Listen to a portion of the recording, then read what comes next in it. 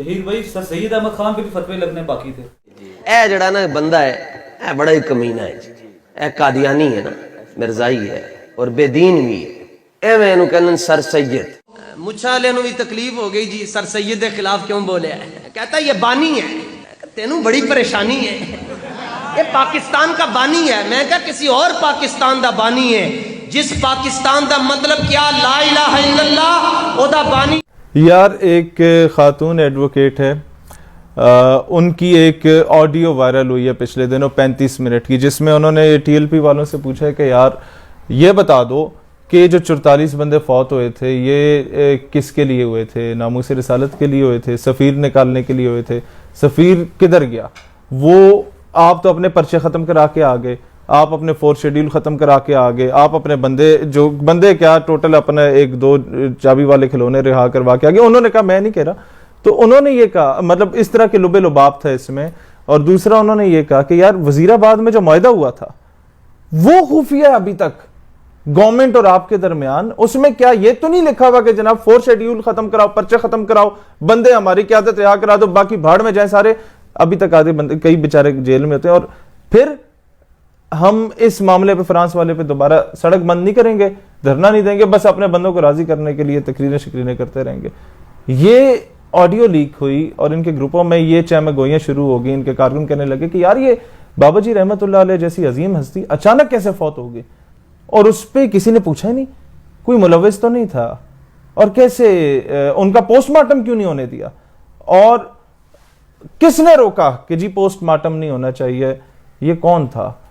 یہ باتیں جب چلنا شروع ہوگی تو ٹاپک سے توجہ ہٹانے کے لیے سر سید کو انہوں نے بیچ میں رگڑنا شروع کر دیا. ان کو تو یہ اس طرح کے جاہل پچھلے دور میں بھی موجود تھے جنہوں نے جنرل ایوب کے کہنے پہ محترمہ فاطمہ جناح پہ بھی فتوے داغ دیے تھے. وہ عورت جس نے ساری زندگی شادی نہیں کی کہ میں اپنے بھائی قائد اعظم کا ساتھ دوں گی, ان جاہلوں نے تو, اس طرح کے جاہلوں نے قائد اعظم پہ بھی کفر کے فتوے لگائے کہ بھئی یہ تو سر آغا خان کے فالوور ہیں. بھئی کسی کا کیا فرقہ ہے, کیا مسلک ہے, آپ اپنے اختلاف کی بنیاد پہ اگلے کو قادیانی تو نہ بولو نا, یہ تو زیادتی ہے. پھر آپ یہ دیکھیں پیر مہر علی شاہ رحمت اللہ علیہ جیسی ہستی, گولڈا شریف والے, جنہوں نے مرزا قادیانی مردود کو مناظرہ ہرایا, ان کے بچوں کو یہ گالیاں دے رہے ہیں. سیال شریف والے خواجہ قمر الدین سیالوی رحمت اللہ علیہ جیسی ہستیاں جو تحریک ختم نبوت میں پیش ہوتی تھیں, ان کی جو آگے صاحبزادگان ہیں ان کو یہ لوگ گالیاں دے رہے ہوتے ہیں کہ یہ ہمیں ووٹ نہیں دیتے. بھئی تمہیں ووٹ دینے والا مسلمان ہے جو نہیں ہے وہ گستاخ ہے, وہ کافر ہے, وہ قادیانی کیا ہے, بھئی تماشا بنایا ہوا ہے. اور پھر یہ لوگوں سے ووٹ مانگیں گے, جا کہیں گے آپ حضور کو ووٹ دیں گے. تو ایک تگڑا بابا انہیں مل گیا, اس نے کہا جی حضور کا دشمن کون ہوتا ہے, کہتا ہے کافر ہوتا ہے. تو بھئی بتاؤ باقی ساری پارٹیوں والے کافر ہو گئے, اور جب تم دوسری پارٹیوں میں تھے تم کافر تھے, تو گارنٹی دو تمہاری تنہائی ان کی تنہائی سے زیادہ پاک ہے, حلف اٹھاؤ قرآن پاک پہ. پھر شاہ احمد نورانی رحمت اللہ علیہ جنہوں نے قادیانیوں کو کافر قرار دیا اسمبلی میں جا کے, ان کے بچوں کو یہ گالیاں نکال رہے ہیں. دعوت اسلامی والے جن کا مرید تھا ممتاز قادری اور غازی تنویر قادری برطانیہ والے, جن اتاریوں کے نام پہ یہ سیاست کر رہے ہیں, یہ پولیٹیکل پارٹی بنا کے بیٹھے اور ووٹ بٹور رہے ہیں, چندے وندے بٹور رہے ہیں, ان دعوت اسلامی والوں کو یہ گالیاں نکال رہے ہیں. ساری سیاست ان کی 295C پہ, عوام کو اس پہ ان لوگوں نے بے وقوف بنایا. وہ 295C لکھنے والا ڈاکٹر طاہر قادری, اس پر یہ کہتے ہیں یہ کافر ہے, کافر نہیں ہے تو یہ جناب غدار ہے, یا گستاخوں کا یار ہے, یا یہ پادری ہے. تو اگر ہمیں گالی دیں تو اس میں کون سی نئی چیز ہے. انہوں نے اتنے ایسے لوگوں کو نہیں بخشا. ان لوگوں نے مزید, آپ چلے جائیں, ان کو اگر پتہ چل جائے نا, ویسے تو ہیں سارے جاہل, ان کو پتہ کچھ نہیں ہے. انہیں پتہ چل جائے کہ مسلم لیگ کا بانی سر پرنس کریم آغا خان صاحب تھے, تو یہ پیر جماعت علی شاہ رحمت اللہ علیہ پہ بھی کفر کے فتوے لگائیں گے, یہ مانکی شریف والوں پہ بھی کفر کے فتوے لگائیں گے, زکوڑی شریف والوں پہ بھی کفر کے فتوے لگائیں گے کہ جناب تم لوگ اس مسلم لیگ کے حصہ تھے جس کا بانی جو سر آغا خان صاحب تھے, تم لوگ اس کے ممبرز تھے.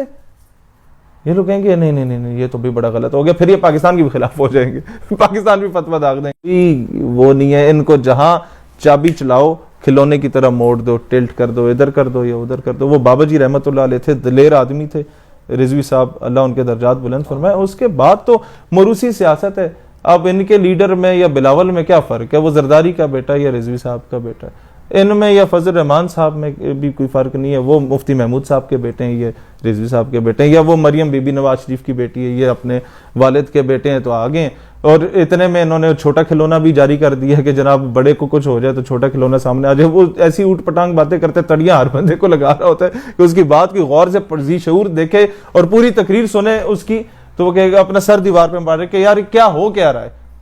یہ لوگ ناموس رسالت کے لیے شہادتیں دے رہے ہیں, اور جن کے پاس بائک نہیں ہوتی تھی آج کل پراڈو پہ پھر رہے ہیں, یہ کیسے ہو رہا ہے. یہ سوال جب اٹھنا شروع ہوئے تو انہوں نے توجہ موڑنے کے لیے سر سید کو بیچ میں جو ہے وہ گھسیڑ دیا. پھر اس کے بعد آپ آ جائیں, بینک مینیجر اپنے ملازم کو بولے کہ جناب وقت پہ آیا کرو, وہ اس کو گولی مار دے, تم گستاخ ہو گے. ایک فیکٹری کا اونر بیچارہ کرسچن تھا سری لنکن, اس کو جا کے جناب وہ مینیجر اس کو گولی مار دو, اور کوئی لاجک نہ ملے, یہ گستاخ تھا. بھائی سب سے زیادہ 295C کو کسی نے نقصان پہنچایا تو یہ لوگ پہنچا رہے ہیں.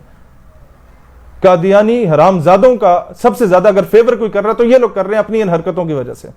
اور پھر آگے آ جائیں, ان کو تو کوئی ہاتھ بھی نہیں ڈال سکتا کہ یار یہ کیا تماشا بنایا ہوا ہے. پاکستان کے کبھی قائد اعظم کو گالی, علامہ اقبال کو یہ لوگ گالیاں دیا کرتے تھے, کئی جاہل مولوی, اور کفر کے فتوے لگاتے تھے. آج ان کی روزی روٹی علامہ اقبال پہ چل رہی ہے. ان کی جمعے کی تقریریں مکمل نہیں ہوتی جب تک اقبال کی شعر نہ سنائے.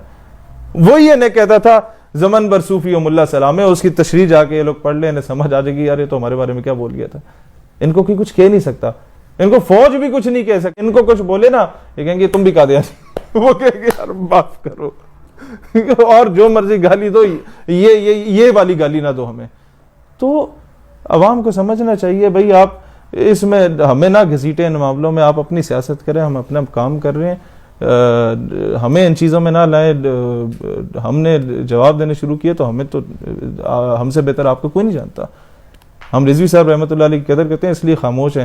آپ ان خاتون کے جواب دیں جو ایڈوکیٹ نے آپ سے سوال کیے تھے 35 منٹ میں کہ جناب وزیر آباد کا معاہدہ سامنے لے آؤ نا, غریبوں کے بچے کیوں مروائیں اپنے وہ بندے کو رہا کروانے کے لیے. پھر یہ بیان ساری دنیا کے پیر ایک طرف, میرے کارکن کی جوتیاں ایک طرف. وہ تمہارے انڈر میٹرک بندوں کے جاہلوں کی قیادت کی جوتیاں ایک طرف, تو دنیا کے غوث اعظم خواجہ معین الدین ایک طرف. تماشے لگائے ہوئے تم لوگوں نے, بدماشی مچائی ہوئی ہے. کوئی جواب دینے والا نہیں تھا, لوگ اس لیے ڈرتے تھے. یہ نہیں کہ ان جاہلوں کو جواب دینے سے مطلب وہ جواب دے نہیں پاتا, لوگ ڈرتے ہیں کہ کل کو گستاخ کفر کا قادیانی کا فتویٰ لگا کے تو ہمیں نہ جا کے پھڑکائیں غازی بننے کے چکر میں. کہاں ممتاز قادری جیسے عظیم لوگ, کہاں یہ لوگ جو ان کا نام بیچ کے کھا گئے. ہاں وہ آ گئی. ابھی تو شہیدوں کی فیملیز بھی اٹھنا شروع ہو گئی ہیں, جو لوگ شہید ہوئے تھے ان کی فیملیز اٹھنا شروع ہو گئی ہیں. ان کو پیسے دے کے چپ نہ کروا دیں تو انہوں نے اٹھ جانا, بھائی جان ہمارا بچہ ناموس رسالت کے لیے مروایا یا انڈر میٹرک بندہ رہا کروانے کے لیے مروایا.